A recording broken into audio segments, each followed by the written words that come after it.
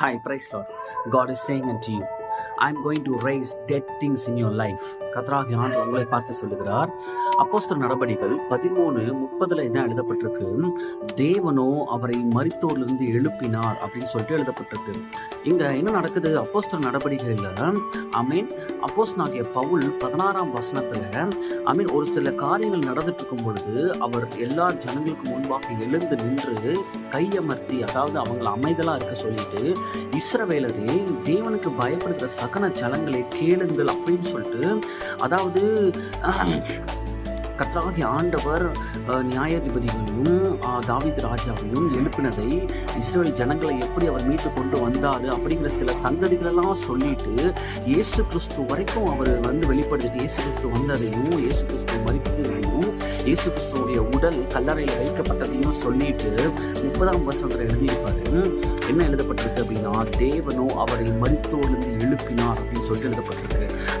இந்த வசனத்தை கேட்கும் பொழுது நம்முடைய வாழ்க்கையில ஒரு புதிய நம்பிக்கை பிறக்கணும், ஒரு புதிய விசுவாசம் உண்டாகணும். என்னன்னா, ஆண்டவராகிய தேவன் மரித்த எந்த காரியமாக இருந்தாலும் அதை உயிர்ப்பிக்க வல்லமையுள்ளவராக இருக்கிறார்.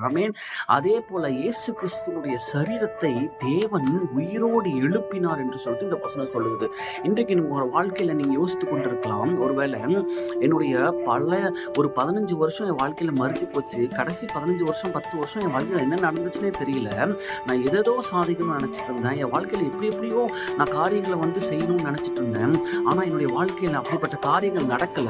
நான் என்ன செய்யணும்னு நினைச்சனோ, நான் என் வாழ்க்கையில எப்படிப்பட்ட ஆசீர்வாதங்கள்லாம் கொடுப்பாருன்னு அந்த ஆசீர்வாதங்கள்லாம் பெற்றுக்கொள்ளுவேன், நான் பிசினஸ்ல வேற லெவல்ல அச்சீவ் பண்ணிடுவேன், இல்ல மினிஸ்ட்ரியில நான் இந்த கட்டத்துக்கு நான் போயிடுவேன், இல்ல என்னோட ஒர்க்ல இப்படி ஒரு ப்ரமோஷன் நான் பெற்றுக்கொள்வேன், என் வாழ்க்கையில இப்படி ஒரு நன்மைகளை நான் பெற்றுக்கொள்வேன்னு சொல்லிட்டு ஒரு சில வருஷங்கள்ல நீங்க ஒரு குறிப்பிட்ட காரியங்களை நீங்க எதிர்பார்த்து இருக்கலாம், அது நடக்காமே போயிருந்திருக்கலாம். அப்படி சில வருஷங்களை நீங்க கடந்து போயிருக்கலாம். இல்ல நீங்க உங்களுடைய வாழ்க்கையில சில வருஷங்களை அப்படியே வியாதியினாலையும் வறுமையினாலையும் பிரச்சனையினாலையும் உங்க வாழ்க்கையில நீங்க போனதான போராட்டங்கள் நிமித்தமாகவும் அநேக நேரங்களில் ஸ்ட்ரெஸ்னாலையும் ஃப்ரஸ்ட்ரேஷனாலையும் அந்த சில வருஷங்களை நீங்க அப்படியே ஃபாஸ்டா கடந்து வந்திருக்கலாம். இப்போ 2025 இருக்கேன், நான் என்ன பண்ண போறேன், எனக்கு இவ்வளோ வயசாயிடுச்சு, எனக்கு பேக்ரவுண்ட் இல்லை, எனக்கு சப்போர்ட் இல்லை, எனக்கு மணி இல்லை, எனக்கு அது இல்லை, எனக்கு இது இல்லைன்னு சொல்லிட்டு நீங்க என்னுடைய வாழ்க்கை ஒரு மரித்து போன வாழ்க்கையை போல இருக்குன்னு சொல்லிட்டு நீங்க யோசிக்கலாம். ஆனா கர்த்தராகிய ஆண்டவர் உங்களை பார்த்து சொல்லுகிறார், இன்றைக்கு உங்களுடைய வாழ்க்கை உயிர்ப்பிக்கப்படுகிறதுன்னு சொல்றார். அவர் மரித்து எந்த காரியமாக இருந்தாலும் உயிர்ப்பிக்க வல்லமையுள்ள ஆண்டவராக இருக்கிறார். வசனம் தெளிவாக சொல்லுகிறது, தேவனோ அவரை மரித்தோரிலிருந்து உயிரோடு எழுப்பினார் என்று சொல்லிட்டு. ஏன்னா உயிரோடு எழுப்பக்கூடிய வல்லமை தேவனுக்கு மாத்திரமே உண்டு. மரித்த எந்த ஒரு காரியமாக இருந்தாலும், மரித்த உங்களுடைய சரித்த அவயவங்களாக இருக்கலாம், இல்லைன்னா உங்களுடைய ட்ரீம்ஸாக இருக்கலாம், உங்களுடைய விஷனாக இருக்கலாம், இல்லை உங்களுடைய வாழ்க்கையில கற்றுக் கொடுத்த ஒரு ஆசீர்வாதமாக இருக்கலாம், அதை நீங்கள் இழந்து போயிருக்கலாம், அது நீங்கள் மரித்து போன ஒரு தருவாயில் இருக்கலாம். ஆனால் கர்த்தர் அதை மறுபடியும் உங்கள் வாழ்க்கையில் கொடுக்க முடியும், மறுபடியும் அதை உயிர்ப்பிச்சு கொண்டு வர முடியும். தேவ ஆவியானவர்னால நடத்த முடியாத, செய்ய முடியாத ஒரு அதிசயமான காரியம் ஒன்றுமே இல்லை.